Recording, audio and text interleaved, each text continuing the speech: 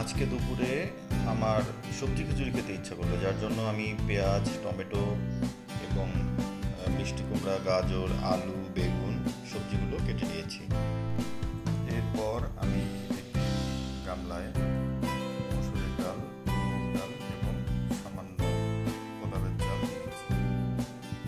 এরপর চালগুলোকে ডালের সাথে মিশিয়ে ভালো করে ধুয়ে একটি পাত্রে রেখে দিয়েছি। এখন একটি কড়াইয়ে সরিষার তেল গরম করতে দিয়ে আমি গরম মশলা এর মধ্যে দিয়ে দিচ্ছি। ফালি করে কেটে রাখা মরিচ এবং পেঁয়াজ তেলের মধ্যে দিয়ে দিচ্ছি।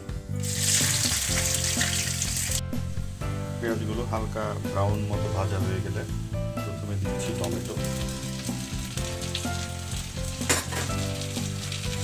এরপর ভালো করে মিশিয়ে দিচ্ছি। কিছু সময় নাড়াচাড়া করার পরে কেটে রাখা সবজিগুলোতে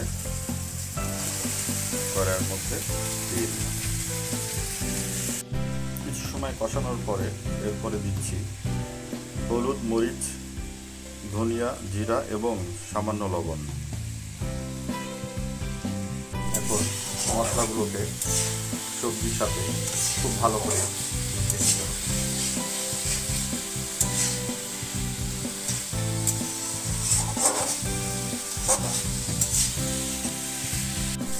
এরপর ধুয়ে রাখা চাল কড়াইয়ের মধ্যে দিয়ে দিলাম এবং সবজির সাথে মিশিয়ে দিলাম।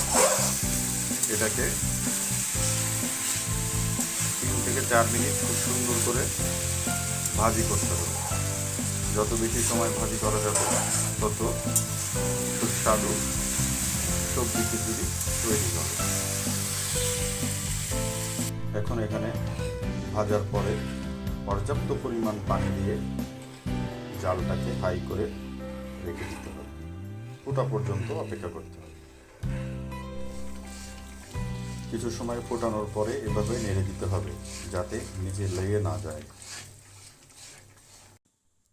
তৈরি হয়ে গেল মজাদার এবং সুস্বাদু সবজি খিচুড়ি। আপনাদের কেমন লাগলো ভিডিওটি দেখে আমাকে জানাবেন। ধন্যবাদ সবাইকে।